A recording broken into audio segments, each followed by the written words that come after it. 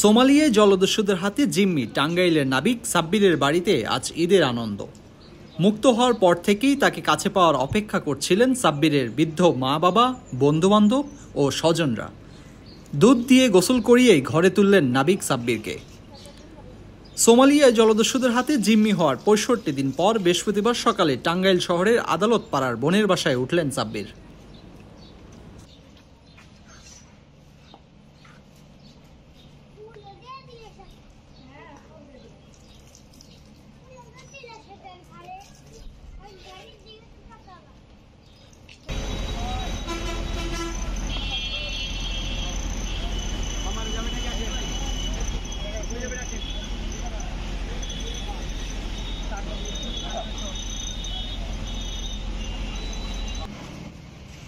কেমন আছো? হ্যাঁ, ভালো আছো? মামা কি অবস্থা?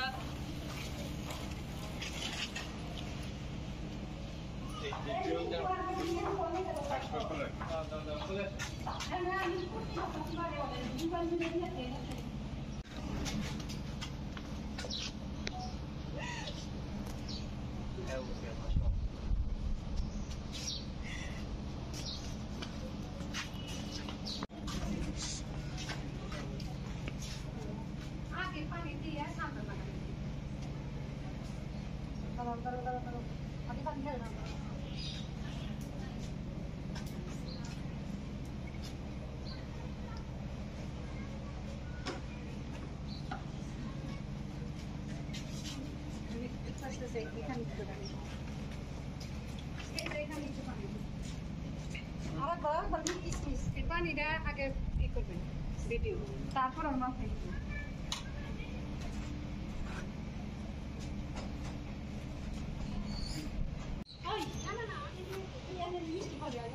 যেদিন সংবাদ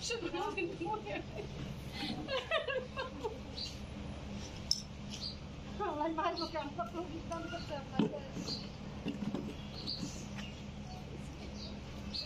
অনেক অনেক আয়োজনই দিয়ে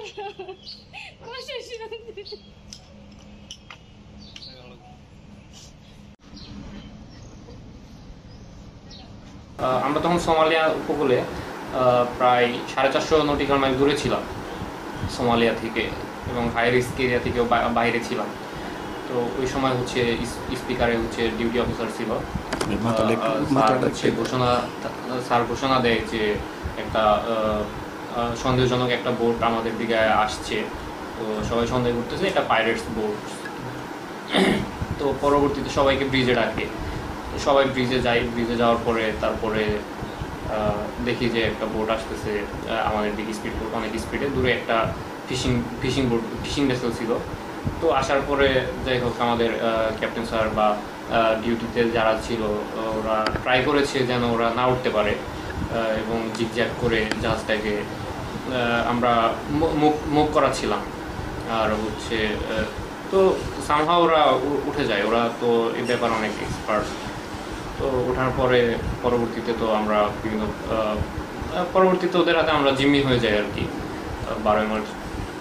তো জিম্মি হওয়ার পরে আমি ফার্স্টে হচ্ছে আমি চাই নাই যে আমার ফ্যামিলিতে জিনিসটা জানুক, কারণ ফ্যামিলিতে সবাই টেনশন করবে এটা আমি জানি। আর হচ্ছে ফ্যামিলিতে হচ্ছে আমি একমাত্র সামাল দেওয়ার মতো ভাই, যদি আমার খবর জানে বা কাউকে আসলে মানে সামাল দেওয়া যাবে না এরকম।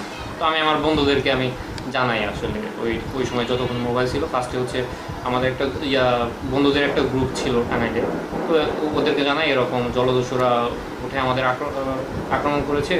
তো ওই সময় হচ্ছে ওরা হচ্ছে জিম্মি অবস্থায় ক্যাপ্টেন স্যারকে, সেকেন্ড অফিসার স্যারকে ব্রিজে রাখছে বা আমাদের প্রথমে কিছু সময়ের জন্য আমরা হচ্ছে নিচে আসছিলাম। তো ওই সময়টুকুতে আমি হচ্ছে যত নিউজ পারি বা ওদের সম্পর্কে এগুলো আমি পাস করতেছিলাম। আমি আমার BMA 56-এর গ্রুপ ছিল, সেখানে আমি কথা বলেছি। আমাদের ইনস্ট্রাক্টর ছিল আতিকুর রহমান চৌধুরী স্যার। তো স্যারের সাথে আমার ওই টাইমে ফোনে কথা হয়, স্যারকে কোথায় থেকে ল্যাটলং পজিশনটা দিই যে কোথায় হচ্ছে এরকম আক্রমণ করেছে, কতজন আসছে, আমরা কতজন ক্রু, সব কিছু স্যারকে জানাই। আমার ব্যাচমেট অনেকের সাথে কথা হয় ওই টাইমে। পরবর্তীতে সেখান থেকে আমাদের ফোনগুলো ইভেন আমি আমার ফ্রেন্ডদেরকে বলি যেন আমার বাসায় আগে না জানায়, বাসায় যেন না জানায়। কারণ বাসায় আমি নর্মালি নেটওয়ার্ক থাকে না, জাহাজে থাকলে নেটওয়ার্ক থাকে না, নর্মালি 4-5 দিন কথা হয় না বা 1 সপ্তাহ কথা হয় না, তো তারা টেনশন ফ্রি থাকে যে জানে যে নেটওয়ার্ক নেই। তো আমি ভাবছি হয়তো এটা দ্রুত কোনো একটা সমাধান হইতে পারে, আমার ধারণা ছিল না যে কতদিন রাখতে পারবে বা এরকম। তো আমি বলছি যে বাসায় যেন না জানে, কারণ বাসায় আমার আব্বু হচ্ছে অসুস্থ, সে প্যারালাইজ ব্রেন স্ট্রোকের পেশেন্ট, তো আম্মু হচ্ছে অসুস্থ। তো এই বাসার ব্যাপারটা আমি অ্যাভয়েড করি, এই জন্য আমি একাডেমিতে বা সবাইকে জানাই বাসা ছাড়া। এবং পরবর্তীতে হচ্ছে আক্রমণ হওয়ার আমাদের মোবাইল টোবাইল সব সেলফোন নিয়ে নেয়, সেলফোন নেওয়ার পরে তারপরে তো একদম যোগাযোগ বিচ্ছিন্ন হয়ে পড়ি। এবং ওরা হচ্ছে ফার্স্টে আমাদেরকে ওইখান থেকে সেলফোন নিয়ে যাওয়ার পরে আমাদের একটা পজিশন, ওদের যে অনুবাদক থাকে তার সাথে ফোনে কথা, ওরা তো ইংলিশ জানে না, তো স্যাটেলাইট ফোনের মাধ্যমে ক্যাপ্টেন স্যার কথা বলতো, ওদের অনুবাদকের সাথে একটা পজিশন দেয়। সোমালিয়ার হচ্ছে জায়গাটার নাম হচ্ছে দিনুদা, তো দিনুদার দিকে হচ্ছে আমাদের ইঞ্জিন স্টার্ট করে এবং রুট প্ল্যান করে হচ্ছে দিনুদার দিকে আমরা যাওয়া শুরু করি। এবং রাতের বেলায় হচ্ছে এর আগে হচ্ছে আশেপাশে আমাদের কোনো নেভি শিপ ছিল না, আমাদের captain sir, second officer sir বা চিফ অফিসার স্যার ছিল, থার্ড অফিসার স্যার ছিল, সবাই যার যার সাধ্য মতো চেষ্টা করে নেভি শিপকে ডাকতে থাকে, বিভিন্ন জায়গায় মেসেজ পাঠাইতে থাকে, মানে ওরা ওঠার ওই সময়টুকুর মধ্যে, তো অনেক দ্রুত আমরা নিউজগুলো পাস করতে পারি। তো পরবর্তীতে হচ্ছে যখন আমাদের সোমালিয়ার দিকে নিয়ে যায় এবং তখন হচ্ছে সবাইকে একসাথে ব্রিজে রাখে, জিনিসগুলো ছিল খুবই প্রথম দিকে খুবই ভীতিকর ছিল ব্যাপারগুলো, যে সবার হাতে গান, মানে আমরা শুনেছি যে আমাদের ট্রেনিংয়ের সময় বলা হয়েছে সোমালিয়ার ব্যাপারে অনেক কিছু আমরা মোটামুটি জানি, ওদের পাইরেটস ওরা কী কী করে না করে আমরা আগে থেকে জানি, কিন্তু লাইভ যে এরকম একটা এক্সপিরিয়েন্স আমার নিজের সাথে ঘটবে, মানে এই জিনিসগুলো মানে কখনো কল্পনা করি নাই। তো ওরা হচ্ছে আমরা জানি যে ওরা হচ্ছে আমাদের হয়তো বা শ্যুট করবে না সবাইকে, কিন্তু ক্যাপ্টেন স্যার ফার্স্টে ওদেরকে বলে যে মানে আমাদের জিম্মি হওয়ার পরে বলে যে আমাদেরকে শ্যুট না করতে, যে ওরা যেভাবে বলে আমরা সেইভাবেই আমরা থাকবো, আমাদের যেন শ্যুট করা না হয়, এটা ক্যাপ্টেন স্যার ওদের কাছে রিকোয়েস্ট করে। তো ওরাও বলে যে তোমাদের কোনো ভয় নাই, সব কিছু তোমাদের কোম্পানি হ্যান্ডেল করবে। তো এই জন্য ওরা শ্যুট করে না। এবং ফিজিক্যালি যে টর্চার, হয়তো বা দেখা গেল যে ওদের কথা আমরা শুনলাম না, তো সেই ক্ষেত্রে ওরা ফিজিক্যালি টর্চার করে, অনেক সময় আমরা শুনেছি মারধর করে অনেক। কিন্তু আমাদের সাথে আমরা যেহেতু ওদের কথা মতো চলতাম, আমাদের ওই রকম মানে শুরুর দিকে একটু অ্যাগ্রেসিভ ছিল, আসার পরে ফায়ার করছে, আসার পরে ওরা জাহাজে ওঠার পরেই ব্রিজের দিকে ফায়ার করছে, মানে আমরা সবাই সাথে সাথে ব্রিজে শুয়ে পড়ছিলাম ওদের ফায়ার দিকটা। তো এই জিনিসগুলো আসলে মানে ওই সময়টা একটু মানে ভয়ের মুহূর্ত ছিল, যে আমাদের দিকে ফায়ার করছে, হয়তো বা আসার পরে ফায়ার করতে পারতো, কিন্তু সবাইকে ফায়ার করবে না এটা জানি, যে কারণ এটা আগে থেকে একটা মানে জানতাম যে ওরা মুক্তিপণের জন্য আমাদের আটক করেছে, আমাদের ফায়ার করলে বা আমাদের মেরে ফেলে তো ওরা ওই জিনিসটা পাবে না, যেটার জন্য ওরা আটক করেছে। হয়তো বা ওরা আমাদের শারীরিকভাবে টর্চার করতে পারে, এই জিনিসটা আমরা ভয় পাচ্ছিলাম। শারীরিকভাবে আসলে ওই সময় অনেকে হয়তো বা করেছে, বা সবাই যার যার মতো মানে ছিলাম, বা আমরা নিচে ছিলাম, উপরে ছিল, তো আমি সরাসরি হচ্ছে ওইটা দেখি নাই বা শারীরিকভাবে ওরা করে না, কিন্তু মানসিক যে নির্যাতনটা সেটা অল টাইম একটা দুই পাশে হচ্ছে গান থাকতো, দুই বিজনেসে AK-47 অল টাইম ওরা পাহারায় থাকতো। তারপর মানকি আইল্যান্ডের ব্রিজের উপরে যেটা, সেটা হচ্ছে মানকি আইল্যান্ড, সেখানে চারপাশ মানে ওইখানেও গান নিয়ে থাকতো আতঙ্কের মধ্যে, এবং রেগুলার ফায়ারিং চলতো। নেভি শিপ যদি দেখে ওরা আমাদেরকে মানে কোনো মুভ করতে দিত না, নেভি শিপ আসলেই। এবং ওই সময় হচ্ছে নেভি শিপ হচ্ছে আমার সরাসরি তখন সাপোর্ট পাই নাই, এবং সন্ধ্যার দিকে হচ্ছে ইন্ডিয়ান নেভাল এয়ারক্রাফট আসে। তো ওরা ইন্ডিয়ান নেভাল এয়ারক্রাফট এসে আমাদের ডাকতেছিল বিএসএফে, যে আমরা ঠিক আছি কিনা বা আমাদের কোনো সাহায্যের প্রয়োজন কিনা, কিন্তু আমরা রিপ্লাই দিতে পারতেছিলাম না। আমাদের হাতের সামনে বিএসএফ, ক্যাপ্টেন স্যার মানে ওইখানেই আছে, কিন্তু ওটা টাচ করতে পারতেছে না। ওরা হচ্ছে বিএসএফ মানে ধরতে দিতেছে না, যে যোগাযোগ করা যাবে না ওদের সাথে। তো এভাবে হচ্ছে আমাদেরকে নিয়ে যায়, এবং পরবর্তীতে ইউরোপীয় ইউনিয়নের প্রথম যে বা নেভির জন্য ভয় পাইতাম, যে নেভি আমাদের হয়তো বা উদ্ধারের জন্য বা আমাদের সাপোর্ট দেওয়ার জন্য নেভি গেছে, কিন্তু ওই সময়টাতে ওই জিনিসটা আমাদের জন্য রিস্কি ছিল। কারণ নেভি যদি আক্রমণ করতো, আমরা তো অলরেডি জিম্মি, নেভি যদি আক্রমণ করতো হয়তো বা ওরা নেভির সাথে ফায়ার করতেছে, মাঝখানে আমরা ফেসে গেছি, আমাদের একটা লাগতে পারে। এই জিনিসগুলো নিয়ে আমরা খুবই ভীত থাকতাম অল টাইম। আর ওরা অল টাইম এসে রেডারে চেক করতো যে আশেপাশে কোনো নেভি শিপ আছে কিনা। নেভি শিপ আসলে ওরা বেশি স্ট্রিক্ট থাকতো। ওরা হচ্ছে নেভি শিপ আসলে সবাই মানে একত্রে এই ব্রিজের ভিতরে রেখে অল টাইম আমাদের গান তাক করা থাকতো। তো এরকম জিনিসগুলো ছিল খুবই ভয়াবহ। আসলে প্রথম রাত খুবই মানে ভয়াবহ ছিল জিনিসটা, যে প্রথম রাতে তো সবাই একসাথে ব্রিজে ঘুমিয়েছি এবং একটা উৎকণ্ঠার মধ্যে যে আমরা আসলে যাচ্ছি কোথায়, আমাদের মানে পরবর্তীতে আমাদের সাথে কি হইতে পারে আমরা কেউ কিচ্ছু জানি না।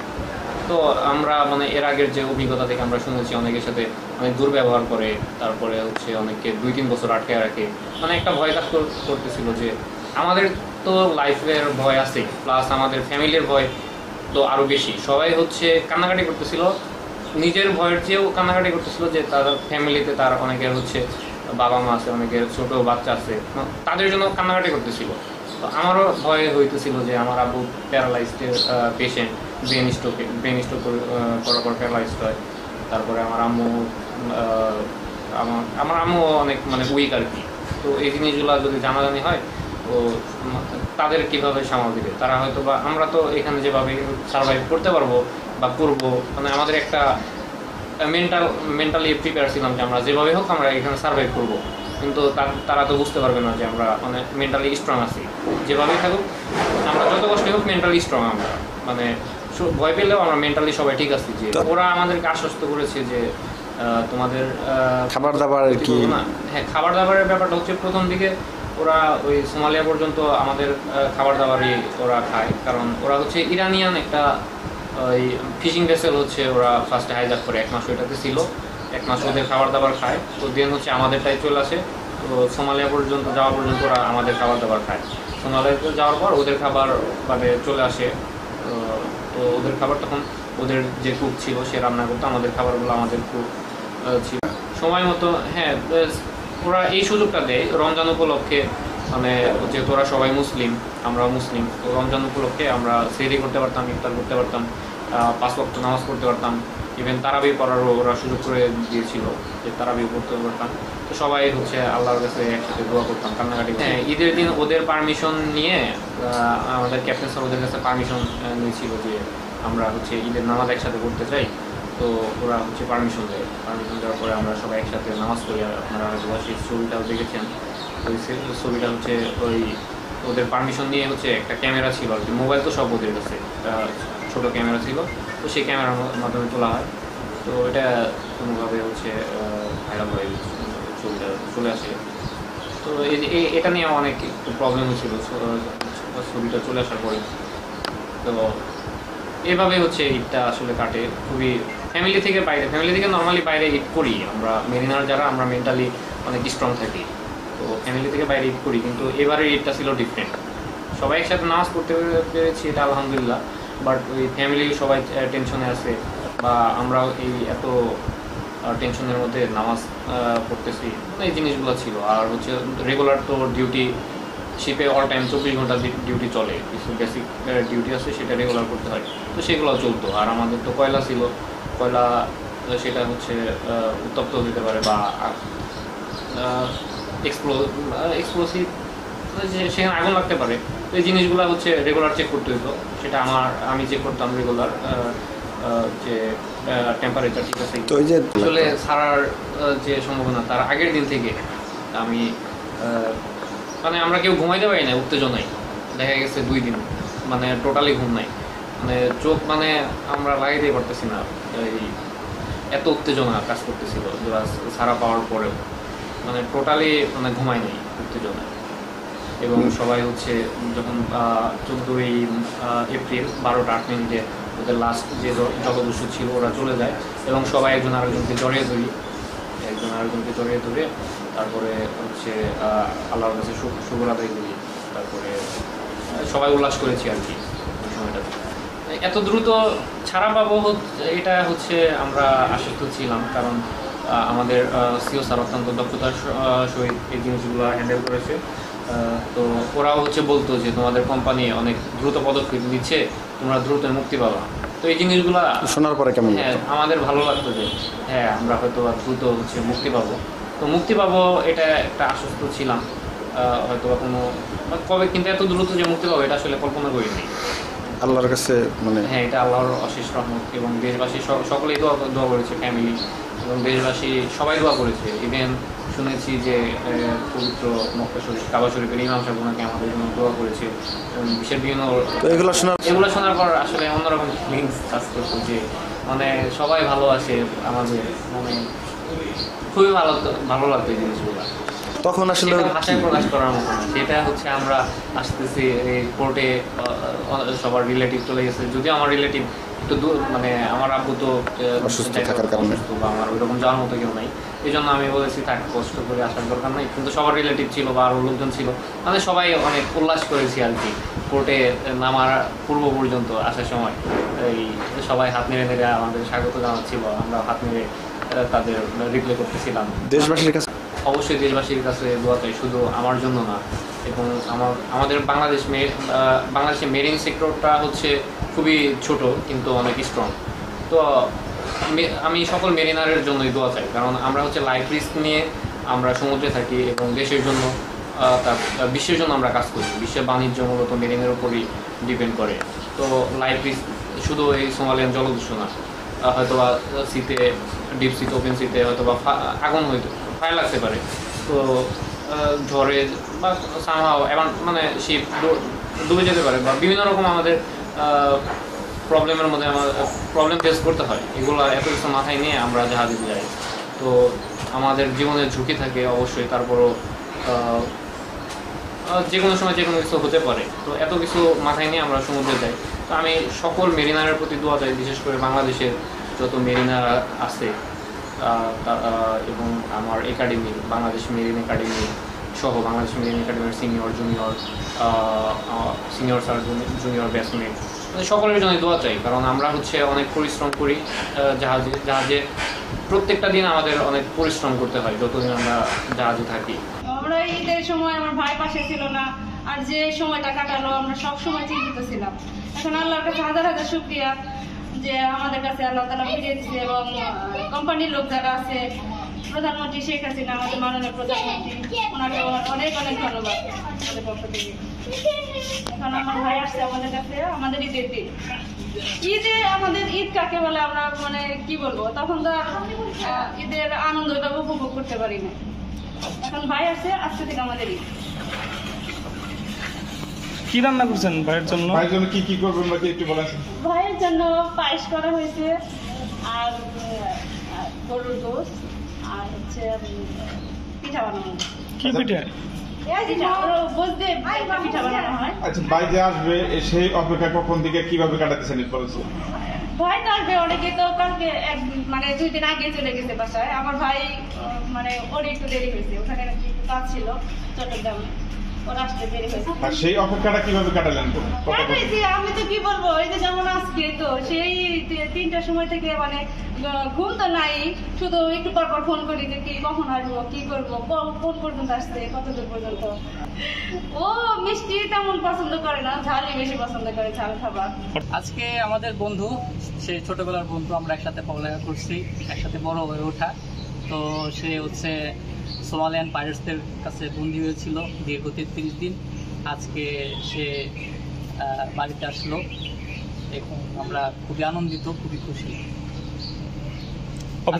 আমাদের কাছে ঈদের দিনের মতো আমরা ঈদ উদযাপন করতে পারিনি, একটা শঙ্কায় ছিলাম, কিন্তু আজকের দিনটা আমাদের কাছে খুবই আনন্দিত। আমরা খুবই আপ্লুত যে আমাদের বন্ধু আমাদের কাছে খুব ভালোভাবে ফিরে এসেছে। আমরা ছোটবেলা থেকেই বড় হয়েছে একসাথে, কলেজ পর্যন্ত পড়াশোনা। তারপর হচ্ছে সোমালিয়ানদের মানে কাছে আটক হওয়ার পরে আমরা খুবই মর্মাহত ছিলাম এবং খুব কষ্টে ছিলাম, যেটা স্বাভাবিক, মানে বলার ভাষা নাই। এখন বন্ধুকে ফিরে পাই আমরা খুব খুশি, মানে আমার খুব ভালো লাগতেছে। এবং সকালে রিসিভ করলাম, এটাও আমার কাছে খুব আনন্দের। সকাল 5টা থেকে আমরা বসে আছি এই জায়গাতে, যে কোনো কারণে লেট হয়েছে গাড়ি, মানে আজকে বন্ধুকে মানে বুকে জড়িয়ে নিতে পেরে আমার খুবই আনন্দিত, আমি খুব ভালো লাগছে আমার।